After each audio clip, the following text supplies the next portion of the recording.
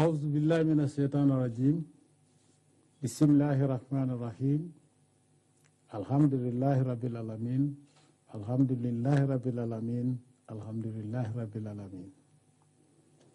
In the name of Allah, the most gracious and the most merciful, all thanks and praises to Almighty Allah. Fellow Gambians, Assalamu alaikum wa rahmatullahi ta'ala wa barakatuh. There is no denying that our beloved nation is going through a challenging period, and as believers, we should accept that God will test his servants now and then. Since the December 1st, 2016 elections,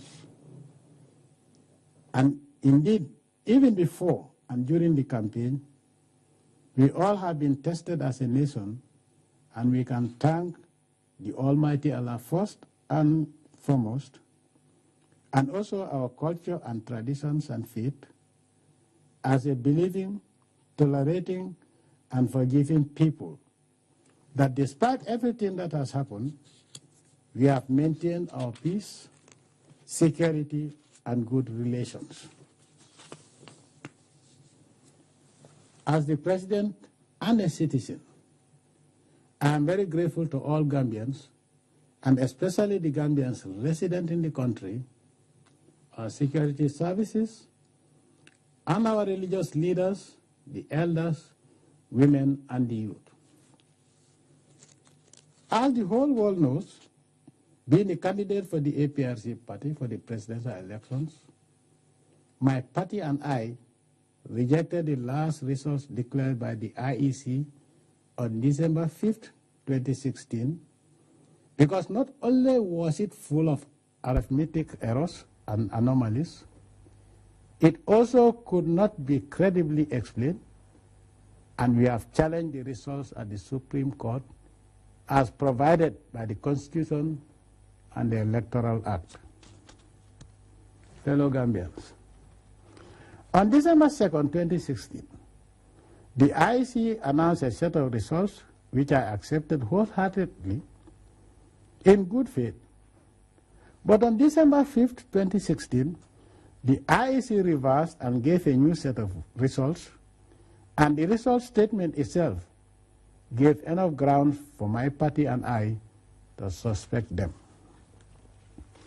The second IEC result stated figures were transposed when actually it had the 63,000 votes for Basse administrative area, wrongly added to the votes of one candidate, who is Mr. Adama Barrow.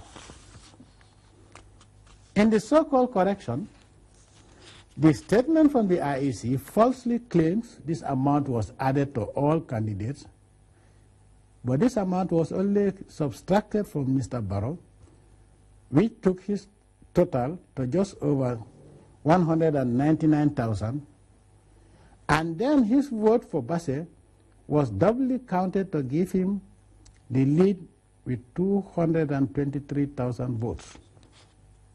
Fellow Gambians,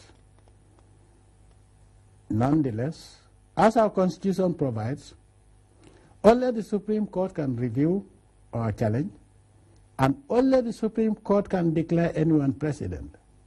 And so I ask each and every one of us to respect the supreme law of the Republic and await the Supreme Court review and ruling on the election results. Fellow Gambians, our review and investigations have revealed an unprecedented level of foreign interference in our elections and internal affairs, and also a sustained smear campaign, propaganda, and misinformation. Even though there is no single fatality or mortality, we have seen the UN Security Council, the African Union, and ECOWAS take unprecedented and hasty resolutions against our Republic and Constitution, but we have also had the support of good people all over the world who have started to see the truth and understand that the Gambia is a sovereign republic. Our Constitution is the supreme law and does not allow any organization or law or treaty to supersede it as per Section 4 of the Constitution, supremacy of the Constitution, and Section 79 subsection 2, that the Constitution does not allow us to enter into any engagement, agreement, or treaty that derogates the supremacy of the Gambian Constitution. As the President and Commander-in-Chief of our armed and security forces, and as a citizen, and in total obedience to my oath of office, I will take all possible steps to defend our Constitution as per Section 6, subsection 2, which makes it the duty of all citizens to defend our Constitution. Therefore, even where we may disagree, I believe we can, as Gambians, come together and resolve this and any other matter without undue external interference. Fellow Gambians, Cabinet sat and will continue to sit and liaise with the National Assembly to take all constitutional measures to ensure the supremacy of the rule of law and the Constitution in the next few days. I assure everyone that as a Gambian, a Muslim, and a family man, no foreigner can love this country and hold its highest interest to heart more than myself and the majority of Gambians. Let me repeat for purpose of clarity. I assure everyone that as a Gambian, a Muslim, and a family man, no foreigner can love this country and hold its highest interest to heart more than myself and the majority of Gambian people. So I will also be taking all possible steps within the Constitution and my conscience to do my part to resolve this sad impasse. As we are all humans and bound to make mistakes, and only the Almighty Allah subhanahu wa ta'ala does not make mistakes, we therefore accept this as a test by Allah on our faith, individually and collectively, as believing people.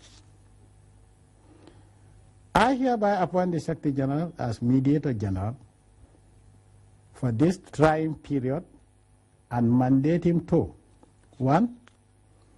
Ensure the public and civil service continues to work proficiently and without fear or favor in an apolitical manner in the service of the country.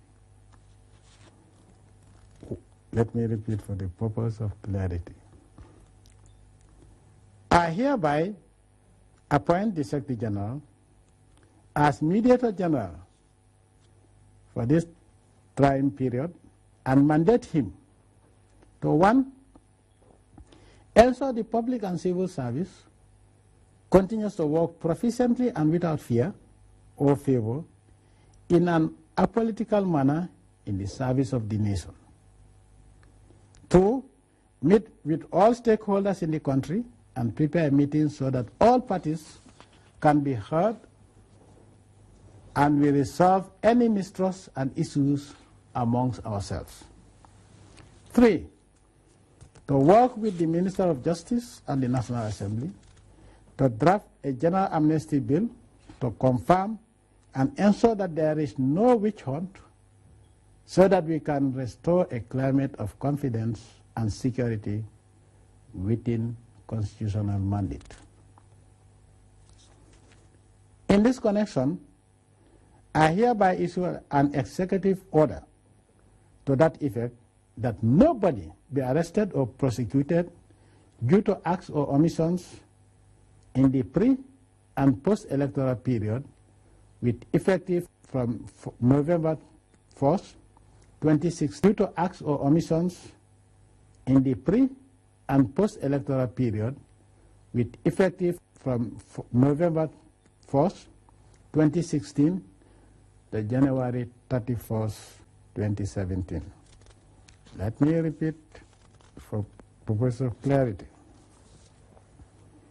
In this connection, I hereby issue an executive order to that effect that nobody be arrested or prosecuted due to acts or omissions in the pre- and post-electoral period with effective dates from November 1st, 2016 to January 31st, 2017. Fellow Gambians, as the whole world has seen, we continue as a people to exhibit the highest degree of fraternity, and despite the heated passions, we have maintained to the highest degree the virtues of patience, tolerance, and mutual respect across ethnic and faith lines. And for that, I personally thank the Almighty Allah and all of you. I ask all Gambians to forgive each other, especially us, the political class, and ask that we all continue to work together to keep and consolidate peace and harmony in our beloved country. I ask all Gambians and all residents in the Gambia to go about their business in peace and security, and assure you that, inshallah, all will continue to be well, and this will soon be resolved in peace. I thank all my brother and sister presidents from ECOWAS, the OIC, AU, and the UN for their kind words and support to the Gambia, even if some were mistaken, and also assure them that we Gambians have not gotten here without learning to live and let live amongst ourselves.